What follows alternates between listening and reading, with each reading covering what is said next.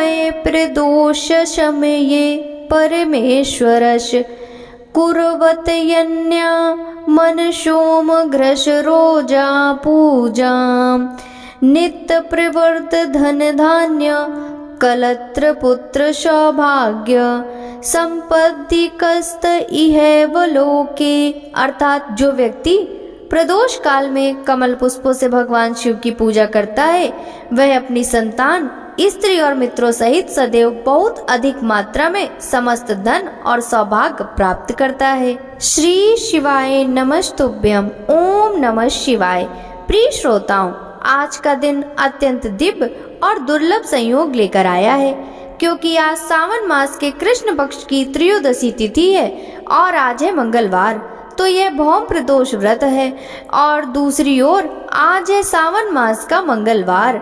मंगला गौरी व्रत के लिए परम पावन माना जाता है।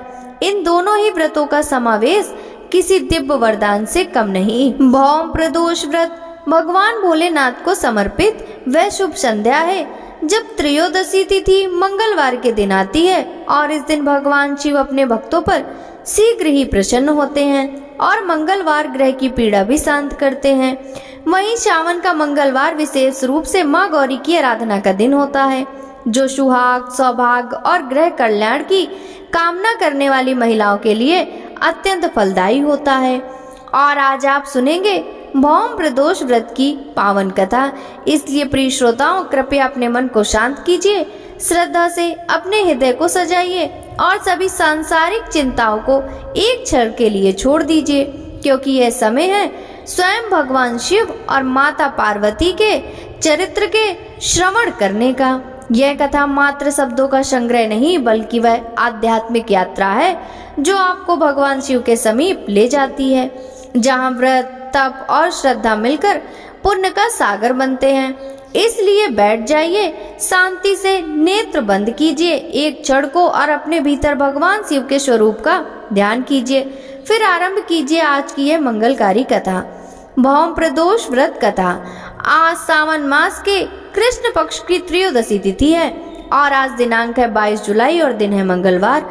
आज भौम प्रदोष व्रत है और भगवान शिव और माता पार्वती की पूजा करने के लिए आज प्रदोष काल का समय रहेगा शाम 6:24 से लेकर शाम 7:54 तक। आइए सबसे पहले भगवान श्री गणेश जी का नाम लेते हुए कथा का शुभारंभ करते हैं। ओम श्री गणेशाय नमः। हे करुणा निधान महादेव, हे सबके कष्टों को हरने वाले भोलेनाथ, हे माँ पार्वती जगत जननी अन्नपूर्णा, आपसे विनम्र प्रार्थना है कि इस कलयुग में जो भी श्रद्धा से आपकी कथा सुन रहा है उसके जीवन के सारों कष्टों का नाश कर दीजिए। उनके घरों से दरिद्रता, रोग, कलह और संताप को दूर कीजिए। जहाँ चिंता है वहाँ समाधान दीजिए, जहाँ अशांति है वहाँ शांति दीजिए, जहाँ अभाव है वहाँ कृपा और समृद्धि बरसाइए। हे शंभु, इस कलिकाल में जब जीवन संशय और दुखों से भरा है, आप ही एकमात्र आश्रय हैं। आपके इस पावन भौम प्रदोष व्रत कथा के श्रवण मात्र से हर भक्त को मनवांछित फल प्राप्त हो, सभी बाधाएं कटें और शिव कृपा का अखंड प्रकाश उनके जीवन में फैले। हे मंगल देव, आप युद्ध, ऊर्जा, साहस और शक्ति के अधिपति हैं। आपके प्रभाव से मनुष्य को कार्य में स्थिरता, पराक्रम और विजय की प्राप्ति होती है। आज इस पावन भौम प्रदोष व्रत के दिन आपसे हाथ जोड़कर प्रार्थना है कि हमारे भीतर के भय, क्रोध और असंतुलन को शांत कीजिए। जीवन में जहाँ भी रक्त से संबंधित रोग, झूठे कोर्ट केस, कर्ज या दुर्घटनाओं की बाधा है, उन्हें समाप्त कीजिए। हमारे शत्रुओं के संकल्प निष्फल हो और सद्गुणों की विजय हो। हमारी कार्य शक्ति और साहस में वृद्धि करें ताकि हम धर्म मार्ग पर अडिग रहकर जीवन में सफलता प्राप्त कर सकें। हे भौमदेव, आपके आशीर्वाद से हमारे घरों में मंगल ही मंगल हो और जीवन में कोई अमंगल ना रहे। जय मंगल देव। ओम भौमाय नमः। भौम प्रदोष व्रत की कथा के अनुसार सूत जी बोले, अब मैं मंगल त्रयोदशी प्रदोष व्रत की विधि विधान कहता हूँ। मंगलवार का दिन व्याधियों का नाशक है। इस व्रत में एक समय व्रती को गेहूं और गुड़ का भोजन करना चाहिए। देव प्रतिमा पर लाल रंग का फूल चढ़ाना और स्वयं लाल वस्त्र धारण करने चाहिए। इस व्रत के करने से मनुष्य सभी पापों व रोगों से मुक्त हो जाता है। इसमें किसी प्रकार का संशय नहीं है। अब मैं आपको उस बुढ़िया की कथा सुनाता हूँ जिसने यह व्रत किया और वह मोक्ष को प्राप्त हुई। अत्यंत प्राचीन काल की घटना है। एक नगर में एक बुढ़िया रहती थी। उसके मंगलिया नाम का एक पुत्र था। वृद्धा को हनुमान जी पर बड़ी श्रद्धा थी। वह प्रत्येक मंगलवार को हनुमान जी का व्रत रखकर यथाविधि उनका भोग लगाती थी। इसके अलावा मंगलवार को न तो घर लीपती थी और न ही मिट्टी खोदती थी। इसी प्रकार से व्रत रखते हुए जब उसे काफी दिन बीत गए तो हनुमान जी ने सोचा कि चलो आज इस वृद्धा की शक्ति की परीक्षा लेते हैं। वे साधु का वेश बनाकर उसके द्वार पर जा पहुँचे और पुकारा, है कोई हनुमान का भक्त जो हमारी इच्छा पूरी करे। वृद्धा ने यह पुकार सुनी तो बाहर आई और पूछा कि महाराज क्या आज्ञा है। साधु वेशधारी हनुमान जी बोले, मैं बहुत भूखा हूँ, भोजन करूँगा, तू थोड़ी सी जमीन लीप दे। वृद्धा बड़ी दुविधा में पड़ गई। अंत में हाथ जोड़कर प्रार्थना की, हे महाराज, लीपने और मिट्टी खोदने के अतिरिक्त जो काम आप कहें वह मैं करने को तैयार हूँ। साधु ने 3 बार परीक्षा कराने के बाद कहा, तू अपने बेटों को बुला ले, मैं उसे औधा लिटाकर उसकी पीठ पर आग जलाकर भोजन बनाऊंगा। वृद्धा ने सुना तो पैरों तले उसकी धरती खिसक गई, मगर वह वचन हार चुकी थी। उसने मंगलिया को पुकारकर साधु महाराज के हवाले कर दिया, मगर साधु ऐसे ही मानने वाले न थे। उन्होंने वृद्धा के हाथों से ही मंगलिया को औंधा लिटाकर उसकी पीठ पर आग जलवाई। आग जलाकर दुखी मन से वृद्धा अपने घर के अंदर जा घुसी। साधु जब भोजन बना चुका तो उसने वृद्धा को बुलाकर कहा कि वह मंगलिया को पुकारे ताकि वह भी आकर भोग लगा ले। वृद्धा आंखों में आंसू भरकर कहने लगी कि अब उसका नाम लेकर मेरे हृदय को और न दुखाओ। लेकिन साधु महाराज न माने तो वृद्धा को भोजन के लिए मंगलिया को पुकारना पड़ा। पुकारने की देर थी कि मंगलिया बाहर से हंसता हुआ घर में दौड़ा आया। मंगलिया को जीता जागता देखकर वृद्धा को सुखद आश्चर्य हुआ। वह साधु महाराज के चरणों में गिर पड़ी। साधु महाराज ने उसे अपने असली रूप के दर्शन दिए। हनुमान जी को अपने आंगन में देखकर वृद्धा को लगा कि जीवन सफल हो गया। बोलिए बजरंगबली हनुमान जी की जय हो। भगवान भोलेनाथ की जय। अब सुनिए प्रदोष व्रत की दूसरी कथा के अनुसार। बहुत समय पहले की बात है। एक नगर में धर्मदत्त नाम का एक निर्धन ब्राह्मण रहता था। उसका जीवन अत्यंत कठिनाई से बीतता था। उसके पास न भोजन था, न ही वस्त्र, न ही कोई निश्चित आवास। वो प्रत्येक दिन शिव मंदिर जाता, वहीं बैठकर भगवान का ध्यान करता और जो थोड़ी बहुत भीख मिल जाती उसी से पेट भरा करता। एक दिन वह युवा ब्राह्मण मंदिर के बाहर बैठा रो रहा था। उसी दिन मंगलवार का प्रदोष व्रत का योग था। मंदिर में पूजा चल रही थी और चारों ओर हर हर महादेव की गूंज थी। मंदिर के एक व्रत पुजारी ने जब धर्मदत्त को रोते देखा तो पूछा कि तुम क्यों रो रहे हो। धर्मदत्त ने करुण स्वर में कहा, महाराज, जीवन में इतना दुख है कि अब जीने की इच्छा ही नहीं रही, ना कोई सहारा ना कोई रास्ता। व्रत पुजारी मुस्कुराए और बोले, आज भोलेनाथ का भौम प्रदोष व्रत है। यदि तुम सच्चे हृदय से उपवास कर भगवान शिव और माता पार्वती की आराधना करो तो तुम्हारे सारे कष्ट मिट सकते हैं। धर्मदत्त ने उस दिन जल तक ग्रहण नहीं किया। दिन भर मंदिर में रहकर भजन किया। शाम को भगवान शिव का अभिषेक किया और ओम नमः शिवाय मंत्र का जप करता रहा। फिर रात को वहीं शिव मंदिर में भगवान शिव ने उसे स्वप्न में दर्शन दिए। भोलेनाथ ने कहा, पुत्र, आज तूने जो सच्ची भक्ति और तप किया है उससे प्रसन्न होकर मैं तुझे आशीर्वाद देता हूँ। कल सुबह तुझे नगर के राजा बुलाएंगे, तू वहाँ निडर होकर जाना। सुबह होते ही नगर में घोषणा हुई कि राजा को एक योग, सच्चे और धर्मात्मा पुरोहित की आवश्यकता है। किसी दैवी संकेत से राजा को स्वप्न आया था जिससे एक ब्राह्मण की छवि दिख गई थी। जैसे ही धर्मदत्त राजमहल पहुंचा, राजा ने उसे पहचान लिया और उसे अपना मुख्य पुरोहित बना लिया। कुछ ही समय में धर्मदत्त का जीवन पूरी तरह से बदल गया। अब उसके पास धन था, सम्मान था और सबसे बढ़कर था भोलेनाथ का आशीर्वाद, और वह अपने द्वारा संचित धन से सदैव दूसरे की सहायता करता और दान पुण्य आदि कार्य करता था। इस प्रकार से धर्मदत्त ने प्रदोष व्रत रखा, जिसके पुण्य प्रताप से उसके जीवन के सारे संकट दूर हुए। इसी प्रकार हे भोलेनाथ, आपको समर्पित भौम प्रदोष व्रत रखने वाले सभी भक्तों के दुख दूर करना, सभी की मनोकामनाएं पूर्ण करना। प्रिय श्रोताओं, आप सुनिए मंगला गौरी व्रत की कथा। मंगला गौरी व्रत की पौराणिक कथा के अनुसार एक बार की बात है, एक छोटे से गांव में एक साहूकार अपनी पत्नी के साथ रहा करता था। साहूकार धनवान था, उसके घर में धन या सुख समृद्धि की कोई कमी नहीं थी, लेकिन फिर भी वह और उसकी पत्नी संतान न होने के कारण बहुत दुखी रहा करते थे। संतान की कमी उन्हें हमेशा कचोटती रहती थी। एक दिन की बात है, उस साहूकार के घर में एक साधु महात्मा आए। साहूकार ने उनका खूब आदर सत्कार किया और उन्हें अपनी समस्या के दुख के बारे में बताया। साधु महात्मा ने साहूकार की पत्नी को सावन महीने में मंगलवार को किए जाने वाले मंगला गौरी व्रत करने की सलाह दी। साथ में पूजा विधि के बारे में भी संपूर्ण जानकारी दी। इसके बाद साहूकार की पत्नी ने सावन महीने के पहले मंगलवार से ही मंगला गौरी का व्रत और पूजन करना शुरू कर दिया। अब वह हर मंगलवार को विधि पूर्वक व्रत और पूजा पाठ करने लगी। इस प्रकार कई महीनों तक उसने यह व्रत किया। एक दिन उसकी भक्ति से प्रसन्न होकर माता पार्वती ने भगवान शिव से साहूकार और उसकी पत्नी को संतान प्राप्ति का वरदान देने के लिए कहा। साहूकार को उसी रात स्वप्न में एक दिव्य शक्ति ने दर्शन देकर कहा, हे साहूकार, एक आम के पेड़ के नीचे भगवान गणेश की मूर्ति विराजमान है। तुम उस पेड़ से आम तोड़कर अपनी पत्नी को खिला देना, इससे तुम्हें संतान की प्राप्ति का सुख अवश्य मिलेगा। साहूकार ने अगले दिन सुबह उठकर अपनी पत्नी को इस सपने के बारे में बताया और वह उस आम के पेड़ को ढूंढने निकल पड़ा।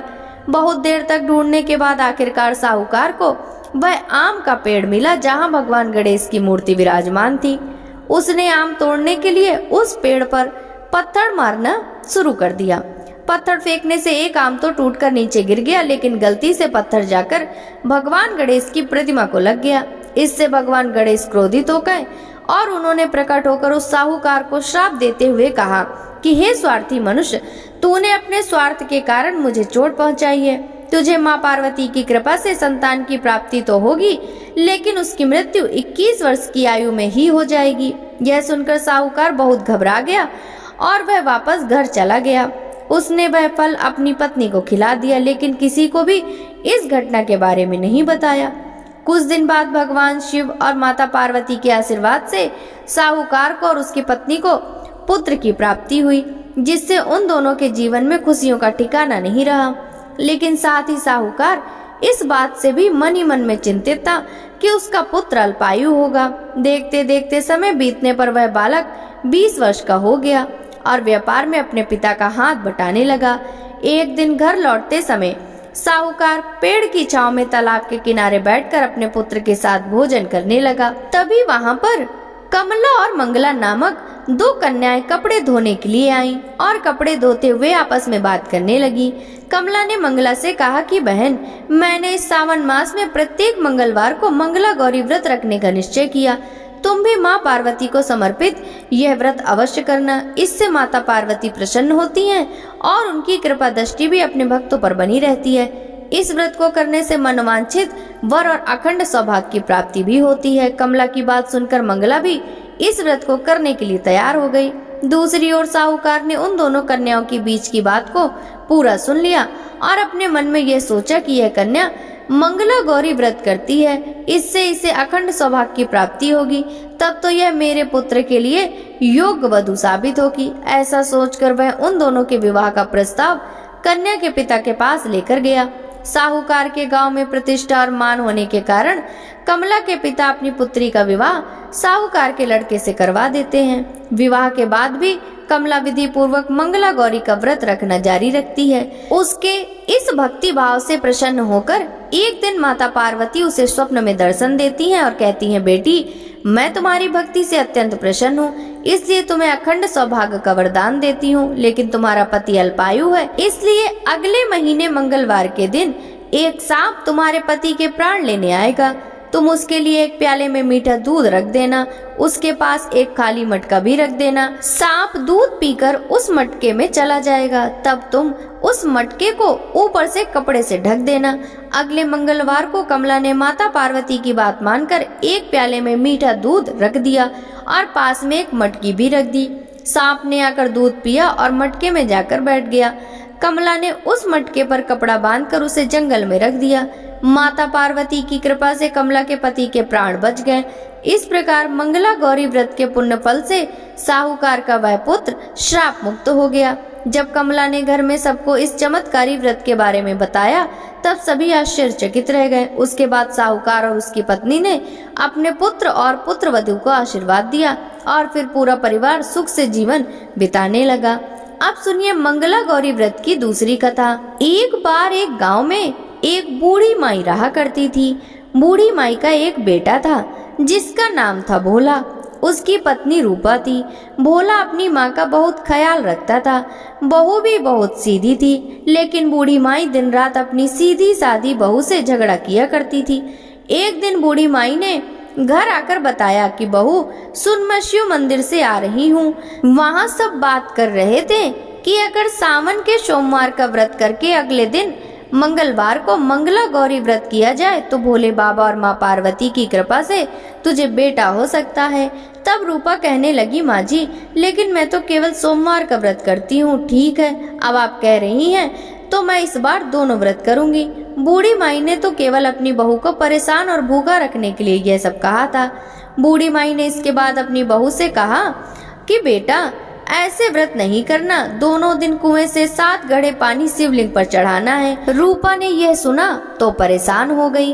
कहने लगी, माँ जी मैंने तो यह सब करते किसी को नहीं देखा।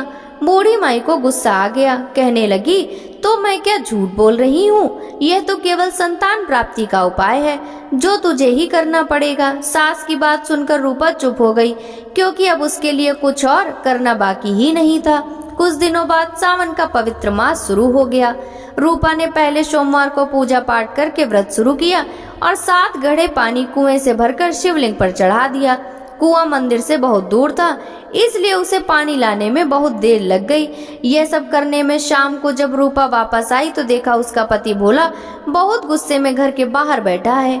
रूपा के पूछने पर उसने गुस्से में कहा कि कहाँ चली गई थी, इतनी देर लगती है जल चढ़ाने में। घर में मेरी माँ भूखी बैठी है और तू घूम घूम कर पूरा गांव देख रही है। ऐसा कहकर भोला ने रूपा को खूब मारा। रूपा मार खाकर बिना कुछ खाए सो गई। अगले दिन उसकी सास कहने लगी, बहू आज तुझे फिर से जल चढ़ाने जाना है। यह सुनकर रूपा ने कहा, माँ जी मैंने कल से कुछ खाया नहीं है और इनकी मार से मेरा पूरा शरीर दुख रहा है। आज मैं पानी का कलश कैसे उठा पाऊंगी? सुनकर बुढ़िया ने कहा, कुछ भी कर लेकिन यह तो तुझे करना ही पड़ेगा। रूपा पूजा करने चल पड़ी। मंदिर में पूजा करने के बाद वह कुएं पर आई और बड़ी मुश्किल से उसने पहला कलश भरा और चल दी, लेकिन कुछ ही दूरी चलने पर वह गिर पड़ी। उसका मटका भी टूट गया। रूपा एक पेड़ के नीचे बैठकर रोने लगी। तभी वहां पर एक साध्वी आई और कहा कि बेटी क्यों रो रही है? रूपा ने रोते हुए सारी बात बता दी। वह साध्वी और कोई नहीं बल्कि स्वयं माता पार्वती थी। उन्होंने कहा कि बेटी तू एक काम कर, 1 लोटा जल का ले और उसमें 7 बार थोड़ा थोड़ा शिवलिंग पर चढ़ा देना और घर जाकर अपनी सास से कहना मैंने जल चढ़ा दिया। रूपा कहने लगी, माँ जी लेकिन यह तो झूठ होगा और मेरा मटका भी तो टूट गया। तब वह साध्वी कहने लगी, यह ले लोटा, इसमें जल भरकर चढ़ा दे और इसे घर ले जाना, लेकिन छुपा कर रख देना। रूपा ने ऐसा ही किया। रूपा दोपहर को ही घर पहुंच गई। बूढ़ी माई के पूछने पर उसने वही बता दिया जो साध्वी जी ने बताया था। शाम को माँ मंगला गौरी की पूजा करके उसने उपवास पूरा किया। इस तरह 2 मंगला गौरी व्रत पूरे हो गए, लेकिन जब तीसरे व्रत की बारी आई तो बूढ़ी माई चुपचाप रूपा के पीछे गई और उसने सब कुछ सच सच देख लिया। बूढ़ी माई ने घर आकर अपने बेटे को सारा हाल बता दिया। भोला ने फिर रूपा को मारने के लिए जैसे ही हाथ उठाया, वहां पर माँ पार्वती प्रकट हो गई और उन्होंने कहा, रुक जा भोला।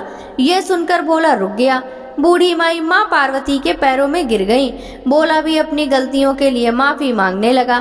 तब माता पार्वती ने कहा कि माफी मांगनी है तो इससे मांग जो तेरे और तेरी माँ के अत्याचार सहकर भी पत्नी धर्म निभा रही है। तब भोला ने रूपा से माफी मांगी।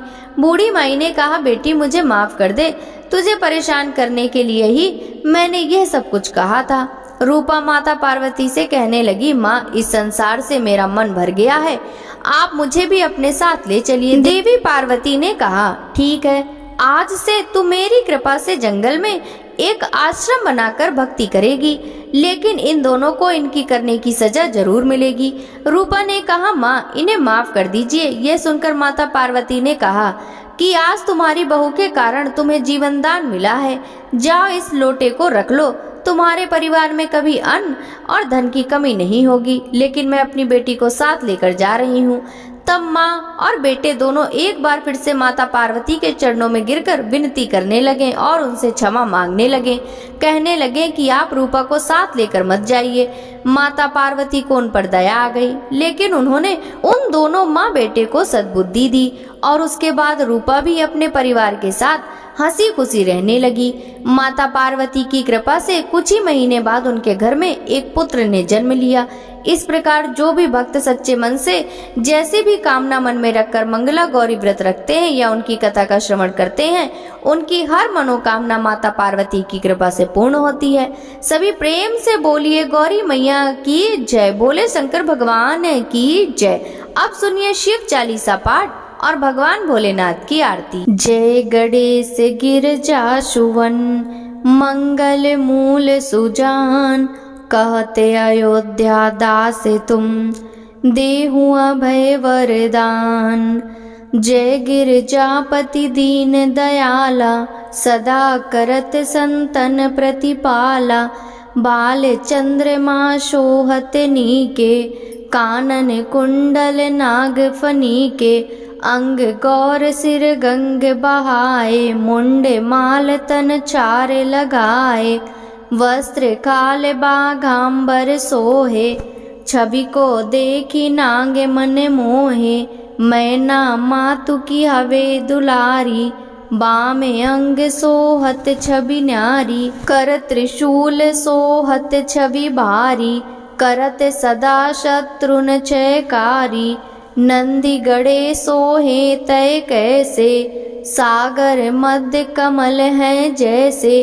कार्तिक श्याम और गणराऊं, या छवि को कही जात न काऊं।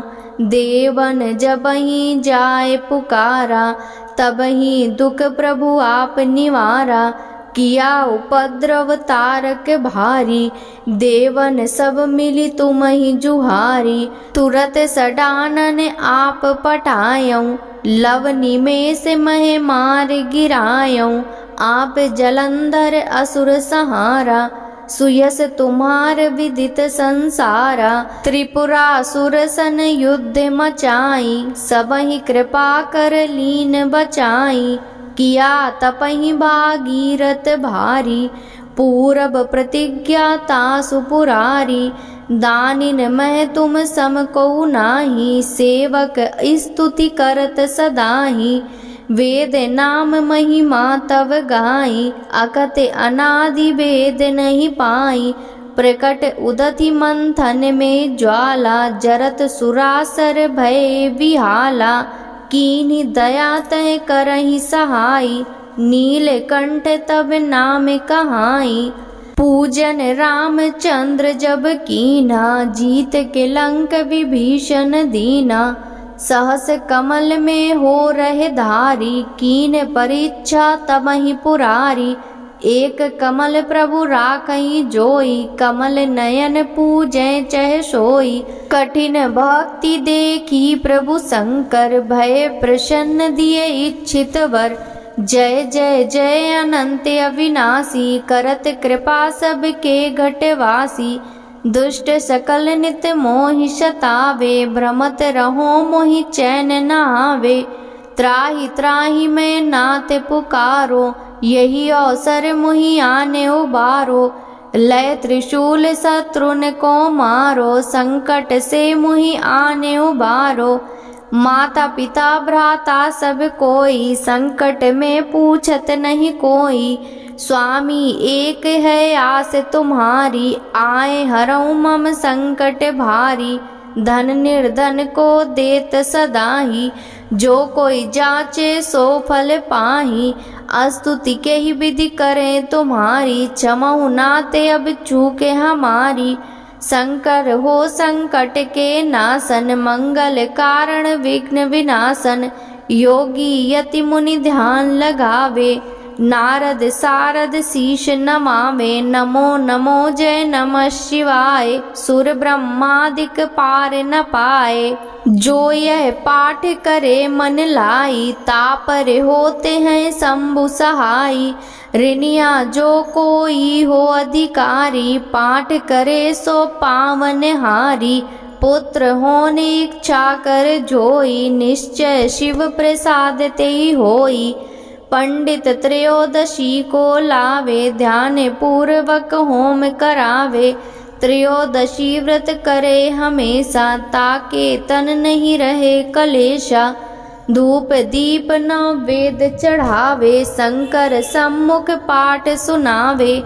जन्म जन्म के पाप नसावे, अंत धाम शिवपुर में पावे। कहे अयोध्या दास आस तुम्हारी, जानी सकल दुख हरहूँ हमारी। नित नेम कर प्रात ही, पाठ करो 40। तुम मेरी मनोकामना पूर्ण करो जगदीश। मगसर छठी हेमंत ऋतु, संवत 64 जान। स्तुति 40 शिवमहि, पूर्ण कीन कल्याण। जय शिव ओंकारा, हो शिव पार्वती प्यारा। हो शिव ऊपर जलधारा, ब्रह्मा विष्णु सदा शिव अर्धांगी धारा। ओम हरे हरे हरे महादेव, एकानन चतुरानन पंचानन राजे। हंसानन गरुड़ासन, वृषवाहन साजे। ओम हरे हरे हरे महादेव। 2 भुज 4 चतुर भुज, 10 भुज ते सोहे। तीनों रूप निरखता, त्रिभुवन मन मोहे। ओम हरे हरे हरे महादेव। अच्छे माला वन माला, मुंड माला धारी। चंदन मृग मद सोहे, भाले शशिधारी। ओम हरे हरे हरे महादेव। श्वेतांबर पीतांबर, बाघांबर अंगे। सनकादिक ब्रह्मादिक, मुनियादिक संगे। ओम हरे हरे हरे महादेव। कर के मध्य कमंडल, चक्र त्रिशूल धरता। दुख हरता सुख करता, जग पालन करता। ओम हरे हरे हरे महादेव। शिव जी के हाथों में कंगन, कानन में कुंडल, गले मोतियन माला। ओम हरे हरे हरे महादेव।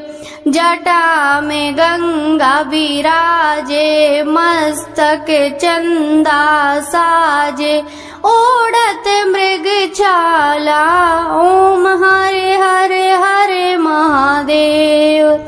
64 62 योगनि मंगल गावत, नत करत भैरव बाजत ताल मृदंगा, अरे बाजत डमरू।